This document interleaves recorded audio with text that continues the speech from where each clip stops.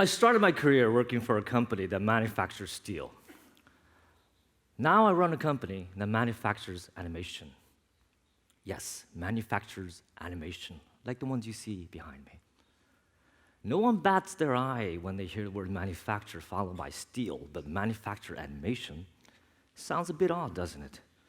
You would think animation is created by these dudes called artists, animators, creators, whatnot, but the likes you don't normally associate with manufacturing. In fact, in Japan, there seems to be a common concept, it's sort of like a stereotype, for people like us in the creative industry. Here are some of the common stereotypes. That we tend to be eccentric, often bordering on bizarre, unpredictable, that we are unorganized and unruly because our creative endeavors take over most of our lives, and that includes sleep.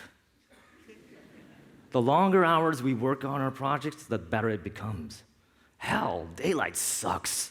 Midnight or the morning hours is when real creativity sets in. That we're not much for things like teamwork, schedule, budgets, and god-awful deadlines. Don't they know that art needs its own time to evolve and that it's a personal, lonely process? Let us be. I'll call you when it's done. So in short, we're sort of looked upon as people who are sequestered in our small creative bubbles, and alienated from society. Creative types and management simply do not seem to mix. But today, I hope to convince you otherwise, that animation production is in fact a very intricate and disciplined process. And likewise, people involved are not only artistically talented, but they are disciplined. Creativity can in fact be managed.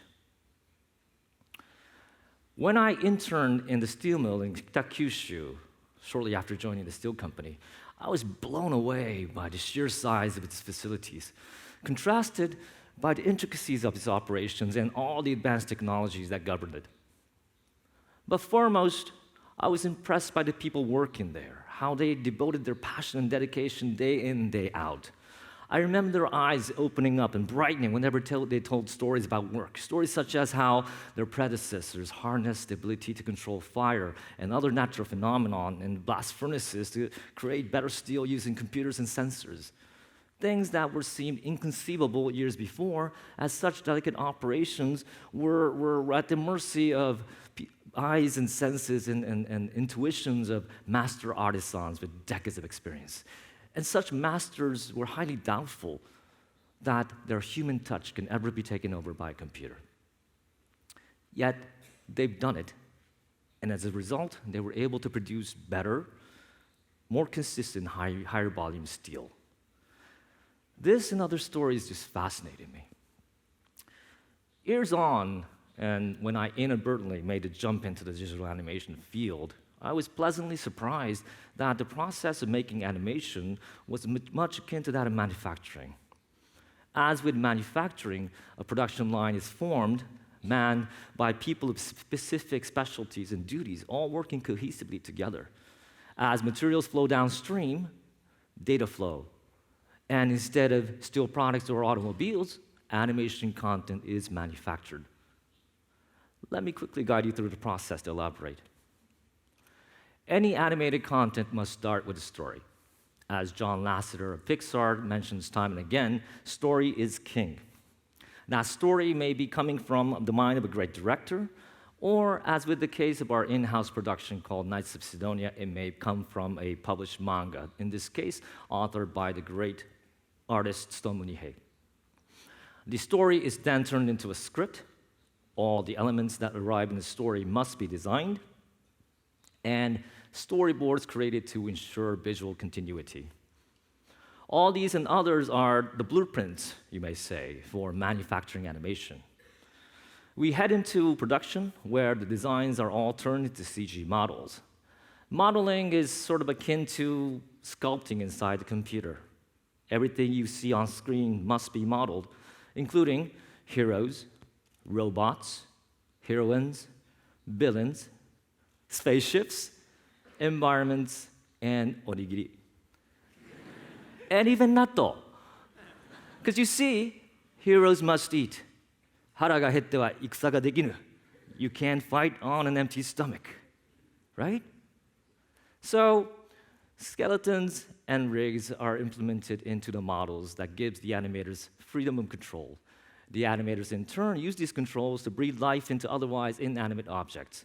They animate frame by frame, joints to joints. A full day's work of a professionally gifted animator can only reap 3 to 5 seconds of animation per day. So, we need a lot of them working cohesively in collaboration to finish a 22-minute episode. Lighters provide mood to the scene, be it indoors, outdoors, summer or fall, day or night. All these elements are then computed in a network mesh of 3,700 nodes of CPUs, compiling over 9 million files, each project utilizing over 57 terabytes of data. In the process of producing an animated show like The Knights of Sidonia, an aggregate of 170 people from 12 different nations contribute 203,680 hours of their life to finish 43,000 tasks, to composite 8,400 shots, to ultimately create 528 minutes of finished animation. That's a lot of work to blurt out in one breath, so imagine actually doing it. Luckily, artists are not the only people involved in production. Production managers and coordinators are available to manage the massive amounts of information and interaction that happens on an hourly basis. And though we work in a digital environment, good old face-to-face communication, sometimes via video conferencing systems with our overseas partners, are just as important. Good communication is still the basis for a successful production. So, I hope you can see that artistry is not the only ingredient involved in cooking up an animated show. Artistry combined with structured processes and great management, I feel, is the only recipe for creativity. So my hope is this: if we can source the vast amount of knowledge and expertise accumulated by our manufacturing industries regarding management and operation, and combine them with the great talent base of artists that arguably creates the largest volume and the most diverse range of animated content in the world, we can totally be on top of our game, and that on a global basis. For this purpose, we conduct Kaizen practices time and again to improve on our efficiencies and make technological advances. To be honest, though, initially when we started, we've had pushbacks from our artists, some of them, saying that our emphasis on efficiency runs counter to creativity, that the practice of Kaizen, so effective in manufacturing, does not apply to creative endeavors. To that, I was pushed back, citing the same story of the blast furnace, telling them the people at the steel mill devised a way to control fire and other natural phenomena to create better steel using computers, and this through constant Kaizen. You tell me that your minds and behavior is more volatile and unpredictable than fire and natural phenomenon? After a while, we started to see real significant results. Some of our productions improving on their efficiencies by more than 25%. What's more important, though, the artists start to realize because of improved workflow, they no longer have to deal with the menial, repetitive, and unnecessary tasks, but instead spend the time saved on real creative stuff, improving their work. Instead of our initiatives deterring creativity, it enhanced it. The ultimate nod of approval coming from our multiple Emmy Award wins for our TV program Transformers Prime, an accolade which is equivalent to winning the Academy Award for film. Thus far, I've talked about things that we've borrowed from other industries, but there is this one management principle that I've learned from within and that I prioritize over everything else that I've said. Guess what it is? It's motivation management. What gets you up every morning to go to work? Sure, we work for fundamental reasons. We have to provide for ourselves and our family, but do you go to work because you have to or do you want to? In our business, we produce products that are designed to make people laugh, smile, cry, sneer, anger, or even scream. In order to trigger our audience's emotions, we of all people need to be emotionally engaged in what we do. There is no ifs, ands, or buts about that. It's just so, or it won't work. So how do we ensure that?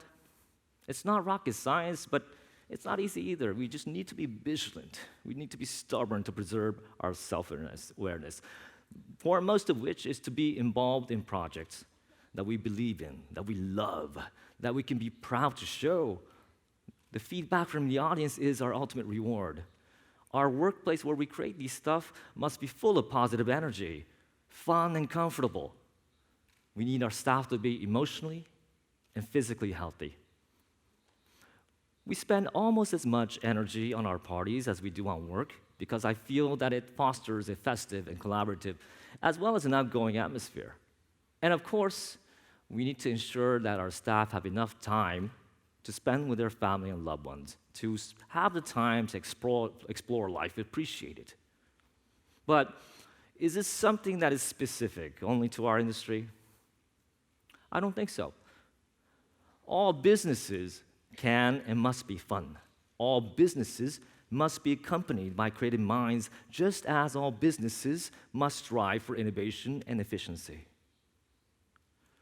Just as we learn from other industries, I hope that other industries look upon us not as the wild, kind of eccentric, bizarre, crazy guys, but for true inspiration for the betterment of their products or services.